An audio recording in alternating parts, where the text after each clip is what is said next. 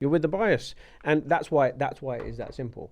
So trade with your daily on the right side of the V, so you're not trying to catch buying the low, because you're never going to get that right, or you are sometimes, but it's a very low percentage. And I do understand when you get that trade right, you've got a bigger risk to reward, Yeah. but it's not worth it, because I think psychologically people can't handle only winning 30% of the time, but having like 9, 10 to ones. Yeah.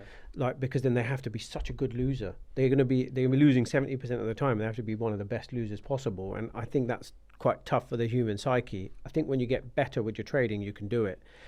On the other side of the scale, if you're winning 50% of your trades on this side, I think, at 2 to 1, I think that's where we want to be. What is your mindset when it comes to risk with this? Because you're already through this process, Yeah, putting yourself in a much higher probable scenario. correct. So essentially an A plus Yeah. setup and environment. Yeah.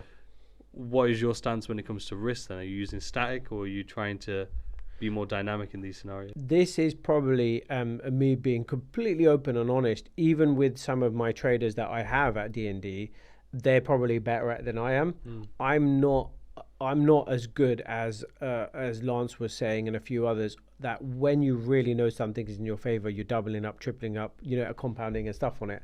I'm not good at that. I want an easy life. Yeah. So honestly, I rock up every day with the same risk every single day, and I compound on my risk in the sense that, let's say for example, I'm in casino money and I've got 20 trades worth of casino money. If that 20 trades of casino money turns up to 40 trades worth of casino money, I'll up the risk, so it's back to 20, but I'm trading a higher sum. Okay.